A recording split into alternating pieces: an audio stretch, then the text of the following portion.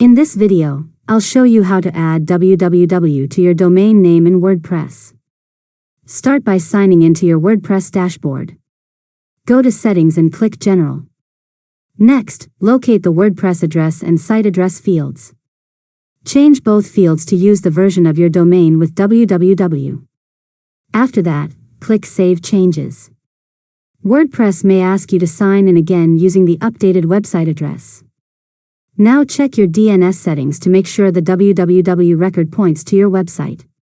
If you're using your hosting provider or Cloudflare to manage your DNS, verify that the www record is configured correctly. Finally, open your website using the www version of your domain to confirm that everything is working properly. And that's it. You've successfully learned how to add www to your domain name in WordPress. If you found this tutorial helpful, make sure to subscribe to Learn Mode Lab for more tutorials.